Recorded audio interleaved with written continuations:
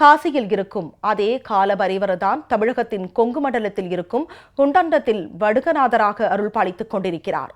மகாபாரதத்திலேயே சிறப்பு பெற்று விளங்கியதாக கூறப்படும் கொண்டட்டம் குறித்த ஒரு செய்தி தொகுப்பை இப்போது பார்க்கலாம். இந்தியாவிற்கு அடையாளமாக திகழும் அம்சங்களில் கோவில்களும் அடங்கும். அந்த வகையில் திருப்பூர் அருகே உள்ள குண்டடம் வடுகநாதர் பைரவர் கோவில் ஒரு மிகவும் பிரசித்தி பெற்ற தலமாக விளங்குகிறது. இலந்தை மரம், அரச மரங்கள் அதிகம் உள்ள குண்டடத்தில் காசியில் இருக்கும் காலபைரவர் வடுகநாதராக காட்சி தருவதாக புராணங்கள் கூறுகின்றன. தேய்பிறை அன்னைக்கு நம்மளோட எல்லா கஷ்டமுமே தேஞ்சு வந்துடும் அப்படிங்கிற மாதிரி ஒரு நம்பிக்கை இருக்குங்க.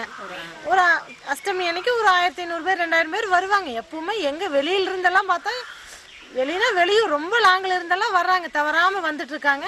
குழந்தை பாக்கியம் எல்லா சகல பிரச்சனைகளையும் தீர்க்கக்கூடிய கடவுள் காலபைரவர். நம்ம கோரிக்கையை சாமி காலடையில் ஒப்படைச்சோம்னா கண்டிப்பா அந்த சாமி நிறைவேற்றுவார்.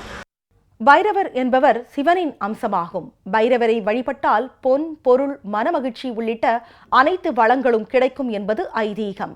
இதனால் இக்கோவில் சிறப்பு பெற்று விளங்குகிறது. குறிப்பாக மூலவருக்கு முன்பு உள்ள கல் தூணில் தாயின் வயிற்றில் குழந்தை இருக்கும் போது அதன் வளர்ச்சி முதல் மாதம், 2வது மாதங்களில் எந்தெந்த வடிவங்களில் இருக்கும் என்பதை மிக துல்லியமாக சிற்பம் படித்து நம் முன்னோர்கள் அசத்தியுள்ளனர். இந்த கோயிலில் தேய்பிறை அஷ்டமி மிக சிறப்பாக நடைபெறுகிறது.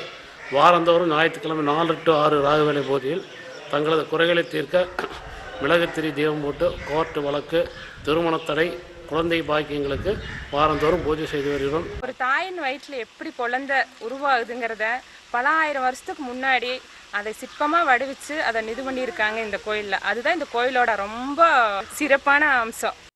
கஷ்டங்களை போக்கி இனிமையான வாழ்க்கையை பெற விரும்பும் மக்கள் வடுகநாத பைரவரை வணங்கி அவரது அருள் பெற்று வருகின்றனர்.